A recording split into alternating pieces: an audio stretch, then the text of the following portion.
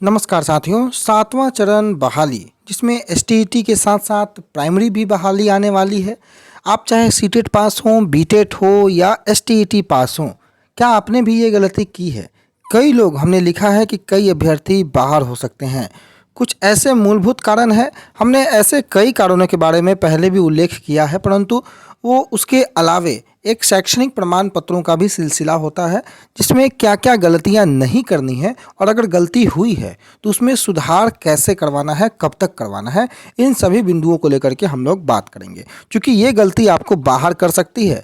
Online बहाली आपको सातवें चरण में देखने को मिलेगी, सेंट्रलाइज रूप में देखने को मिलेगी।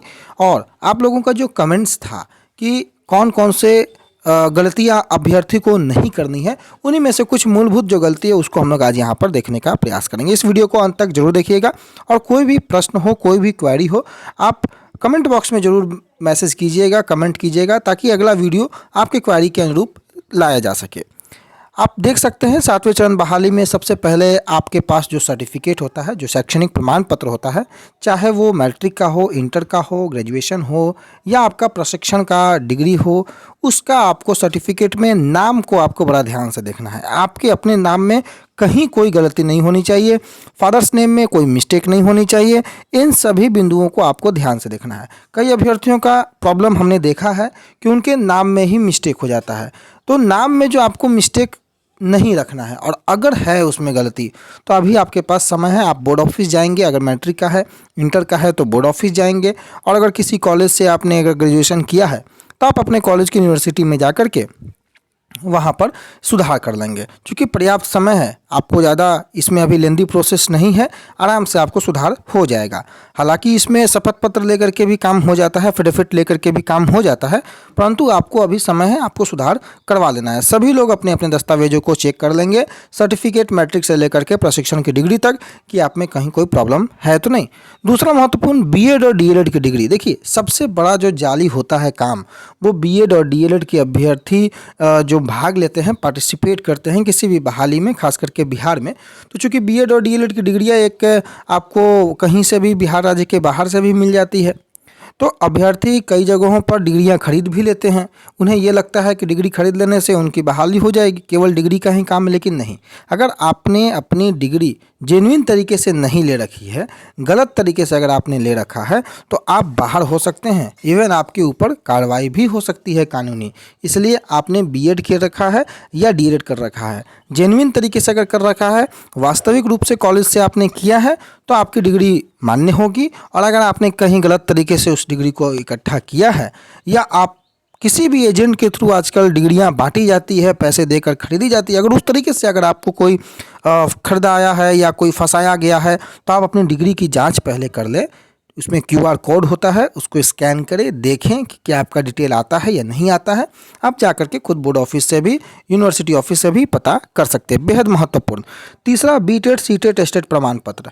अभी आपने एसटीईटी का एग्जाम दिया होगा, आपके पास प्रमाण पत्र होगा। अगर आपने सीटेट का एग्जाम दिया होगा, 9 मार्च को उसका प्रमाण पत्र आया, क्यूआर कोड स्कैन करें, आपका डिटेल वहाँ दिखेगा। एसटीईटी के अभ्यर्थियों के क्यूआर कोड का प्रॉब्लम था। अभ्यर्थी पेपर 1, पेपर 2 वाले जो प्रॉब्लम थे, उसको भी बोर्ड ने दुरुस्त कर दिया है। कारण क्या था? यही कारण था, क्योंकि आपको पता है कि बीटेट सीटेट एस्टेट के प्रमाण पत्रों के जांच के आधार पर ही छठे चरण में केवल नियुक्तियां दी गई हैं।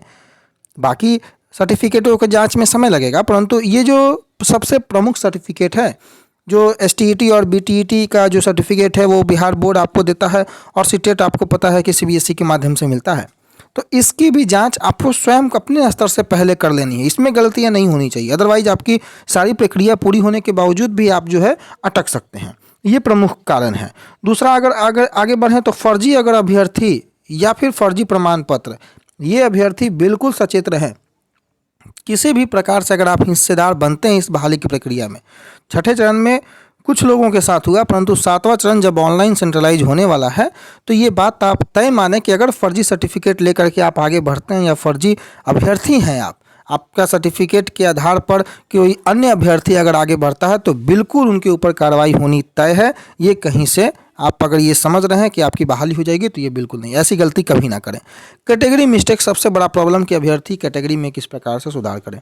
देखिए, कई अभ्यर्थियों का अगर शैक्षणिक दस्तावेजों में कैटेगरी कुछ और है, जो कि गलत हो चुका है, और आपने कैटेगरी जो सही है उसके आधार पर आपने एसटीईटी, बीटीईटी या सीटीईटी का फॉर्म भरा है, एग्ज़ाम दिया है, अगर शैक्षणिक प्रमाण पत्रों में कैटेगरी गलत है तो आपके पास अवसर है, अभी आप जाकर के कैटेगरी मिस्टेक सुधार कर सकते हैं, और उसमें कोई ज़्यादा लंबा समय नहीं लगता है, 10 दिन 15 दिन के अंदर में वो सुधार हो जाएगा। आपको एक आवेदन लिख करके जाना होगा, आप बोर्ड ऑफिस से या यूनिवर्सिटी से कॉन्टैक्ट करेंगे, वहाँ पर जो भी प्रोसीजर होगा उसको आप फॉलो करेंगे।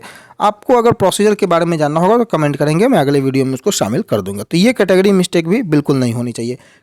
बाकी बीसीए कंप्यूटर साइंस वालों के लिए, एसटीईटी अभ्यर्थियों के लिए 2 सब्जेक्ट के अभ्यर्थी, जहां भीड़ ज़्यादा है वहां पर 2 सब्जेक्ट के अभ्यर्थी ही बाहर भी होंगे। कंप्यूटर साइंस जिसमें कि बीसीए वाले जो केवल बीसीए हैं, जो कि एलिजिबल ही नहीं थे, उनके साथ बड़ा समस्या, और सब्जेक्ट कॉम्बिनेशन एसएसटी वालों के साथ बेहद गंभीर समस्या।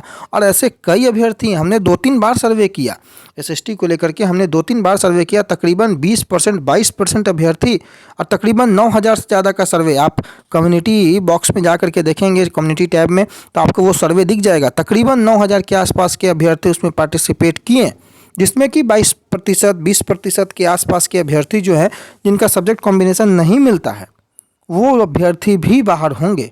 क्योंकि 4 में से 2 और 2 में से 1, यानी कि इतिहास, भूगोल, नागरिक और अर्थशास्त्र में से कोई 2, जिसमें इतिहास और भूगोल में से कोई एक मैंडेटरी था।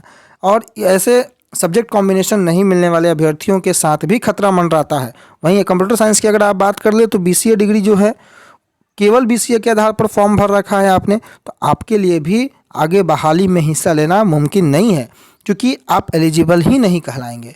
तो कुछ महत्वपूर्ण जो कारण थे जिसके कारण अभ्यर्थी बाहर हो सकते हैं, आपने अगर ये गलती कर रखा है, अभी समय है इसमें सुधार भी करने का, आप सुधार कर सकते हैं।